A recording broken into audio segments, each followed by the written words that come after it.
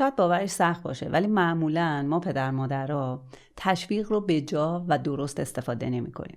یعنی در بیشتر مواقع تشویق کردن‌های ما داره آسیب یا آسیب‌های جدی به شخصیت و انگیزه بچه‌ها وارد می‌کنه. من می‌خوام تو این ویدیو در مورد تشویق‌های سالم و موثر صحبت کنم.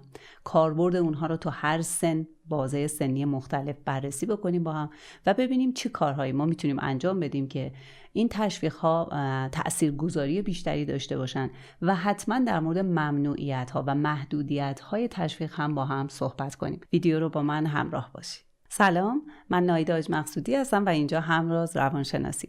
من فکر میکنم که ویدیو رو با تعریف تشویق شروع بکنیم. ببینیم که در علم روانشناسی تربیتی به تشویق چی میگیم. زمانی که ما والدین رفتاری انجام میدیم که رفتار مطلوب و خوشایند بچه‌هامون تکرار میشه، یعنی از تشویق استفاده کردیم. از تشویق کمک گرفتیم و اگر تشویق به اندازه بجا و به موقع باشه یک ابزار بسیار قدرتمند آموزشی و انگیزشی هستش. تحقیقات و پژوهش‌ها نشون میده که بچه‌هایی که در مسیر تربیتشون و در مسیر آموزششون از تشویق‌های به موقع و به اندازه استفاده شده خودباوری و اعتماد به نفس بالایی دارن.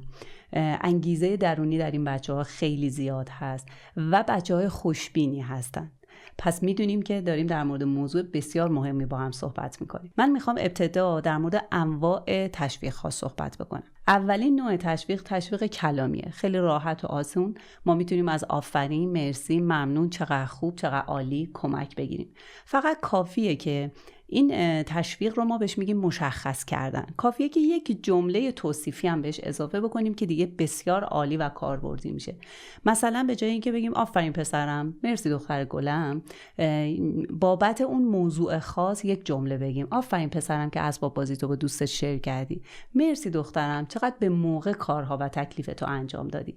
این دیگه تاثیرگذاریش خیلی عالی میشه. مورد بعدی یعنی انواع بعدی تشویق‌های غیر کلامی هستن که چند تا زیر مجموعه دارن. اولیشون میشه استفاده از زبان بدن. یعنی وقتی بچه ما یه کار درست و خوبی رو انجام میده و ما میخوایم اون رو تکرار بکنه، یه چشمک زدن، یه لبخند، بغل کردن، بوسیدن، یه نوازش عاطفی، دستی رو شونش بکشیم، دستاشو بگیریم، لبخند بزنیم، اینا خیلی کمک میکنه و داره پیام میده به بچه‌مون که اون رفتار خوب بوده و اون حتما تکرارش میکنه. مورد بعدی جوایز مادیه. معمولا ما والدین از این خیلی استفاده میکنیم، یعنی جایزه خریدن و ستاره دادن و گاهی وقتا والدین به من میگن که ما خود پول رو مثلا به عنوان جایزه به بچه‌ها میدیم. مورد بعدی تشویق‌های فعالیتیه. یعنی یه اکتیویتی یا فعالیتی رو با بچه‌مون انجام بدیم. با هم کارهای خونه رو بکنیم، آشپزی بکنیم، کیک یا دسر درست بکنیم، تو حیاط و باغچه یا کاری رو با هم انجام بدیم، ماشینمون رو با هم دیگه بشوریم، نقاشی بکشیم، پیاده روی بکنیم. فعالیت هایی که البته مورد علاقه بچه است و دوتایی داریم انجام میدیم. وقتی دوستش داریم میتونیم از این فعالیت ها به عنوان جایزه و تشویق کمک بگیریم. مورد بعدی تشویق‌های اجتماعی هست. یعنی خصوصا در سن کودکی کاربرد داره. بچه‌ها دوست دارن که در حضور دیگران دیده بشن، بهشون توجه بکنیم و یا تشویق بشن. مثلا در حضور دوست، خاله، عمه بگیم که بچه ما مثلا شعر حفظ کرده یا نقاشیش رو بیاره نشون بده و تشویق و تأییدی بگیره. یک گروه کمی از بچه‌ها این رو دوست ندارن. بچه‌ای که احتمالاً خجالتی هستن، احساس اضطراب و اضطرار میکنن. اگر دوست نداره این کارو انجام ندیم. مورد بعدی هم تشویق‌های بازخوردی است که خیلی در سنین پایان کودکی و نوجوانی کاربرد داره. یعنی از حدود 10-11 سالگی به بعد. مثلا ما می‌بینیم که بچه‌مون داره کار و فعالیتی رو انجام میده بدون توجه به اینکه نتیجهش میخواد چی بشه.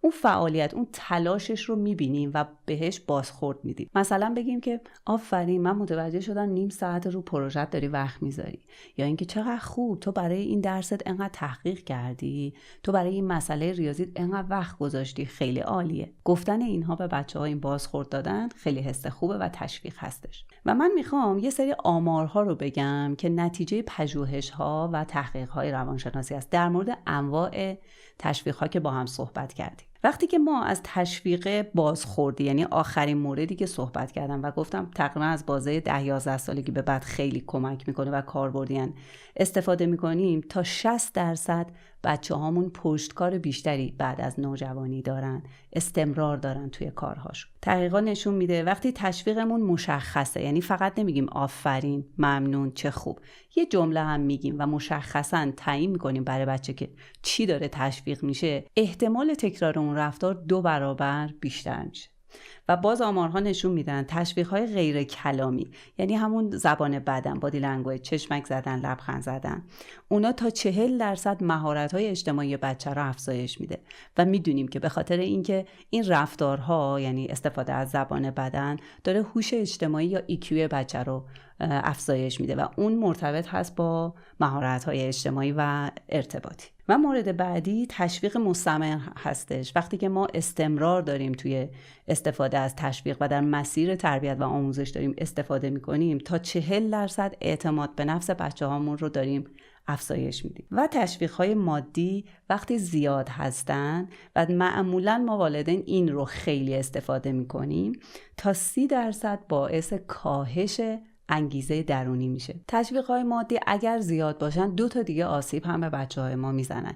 یکی این که بچه‌ها تنوع طلب میشن و خیلی وابسته میشن به جایزه و تشویق، یعنی تا جایزه نباشه دیگه نمیخواد کاری انجام بده. و اینکه خلاقیت توی بچه‌ها از بین میره، یعنی انگار یه استانداردی رو میخوان رعایت بکنن که اون جایزه و تشویق رو بگیرن، ریسک نمیکنن برای اینکه از اون استاندارد و چارچوب بیان بیرون. اینطوری خلاقیت توی بچه‌ها از بین میره. اگر تربیت کودک دغدغه‌تون هست، شما میتونید روی این تیتر کلیک بکنید. اونجا دسترسی دارید به پلیلیست یا یه دوره آموزشی رایگان از 0 تا 100 مسائل رفتاری کودکان.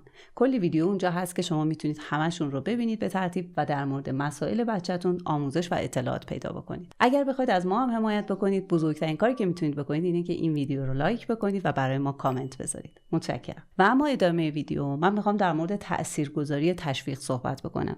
ما چیکار بکنیم که این انواع تشویق‌ها تأثیر بیشتری داشته باشه؟ اولیش همونی بود که قسمت قبل هم گفتم، یعنی مشخص باشه. این خیلی مهمه که ما با یک جمله یه بازخوردی به بچه‌مون بدیم و کاملا بدونه که بابت چه چیزی داره تشویق میگیره. چون گاهی وقتا ما فقط میگیم آفرین، دقیقاً مشخص نیست که بابت چی تشویقش کردیم، یا میگیم خیلی عالی بود. مشخص باشه اون تشویق اثر بیشتری داره. مورد بعدی اینه که فوریت داشته باشه. خیلی مهمه که مغز متوجه بشه که این تشویق برای این رفتار بود و اون رو تکرار بکنه، یاد بگیره بچه ما و مغز اون رو تکرار بکنه. مورد بعدی اینه که حتما تشویق‌ها مورد علاقه بچه‌ها باشن. یعنی گاهی وقتا مثلا مامانا به من میگن تو تایم مشاوره که ما براش پازل گرفتیم ولی اصلا استفاده نمی‌کنه، براش لگو خریدیم ولی اصلا دوست نداره، نمیدونیم دیگه چیکار بکنیم.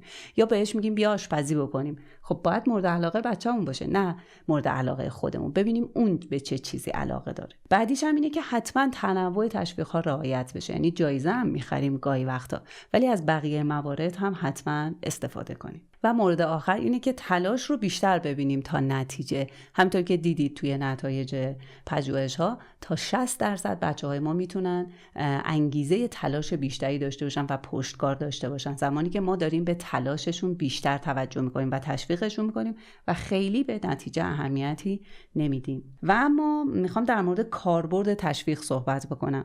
خیلی وقتا ما فکر میکنیم که فقط به عنوان خوشحال کردن بچه‌هامون از تشویق میتونیم استفاده بکنیم.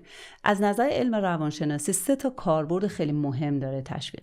وقتی که میخوام یه رفتار جدیدی رو ایجاد بکنیم، مثلا میخوایم بچه‌مون در کودکی مثلا ادب و مؤدب بودن رو یاد بگیره، ارتباط اجتماعی و سلام کردن، احوال پرسی رو یاد بگیره، میخوایم برنامه‌ریزی رو مثلا به یه بچه 8-9 ساله یاد بدیم، میخوایم پلن گذاشتن رو به یه نوجوانمون یاد بدیم، یا انجام هومورک و تکلیف خونه رو به بچه‌ها یاد بدیم، یا ترتیب و نظم، یا هر چیز دیگه‌ای، مسواک زدن، دست شستن، یا هر رفتار خوب دیگه. یا وقتی میخوایم به بچه‌ها یاد بدیم، خوبه که اوایلش از جوایز و تشویق‌ها استفاده کنیم. دومین کاربردش تثبیت رفتاره. یعنی یه رفتار خوبی رو یا داریم بهش یاد میدیم یا خودش یاد گرفته و داره اون رو انجام میده. برای که اون رفتار توش بمونه، نهادینه بشه، جزو شخصیت و کاراکترش بشه، ما میتونیم از جایزه ها کمک بگیریم از انواع جایزه ها.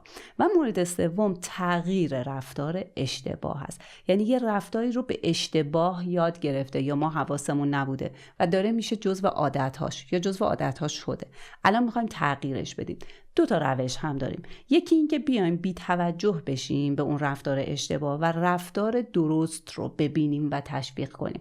مثلا گاهی حرف زشت میزنه، ما بی توجهی کنیم، وقتی که مؤدب حرف میزنه تشویق بشه.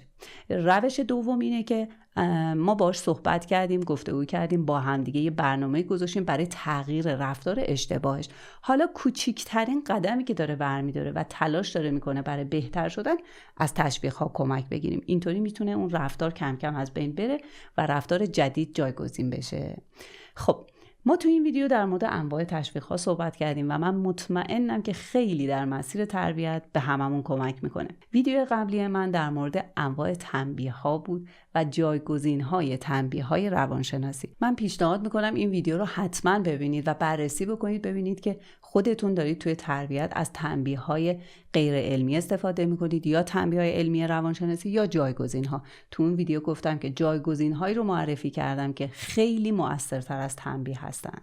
متشکرم که همراه من بودید. خدا نگهدار.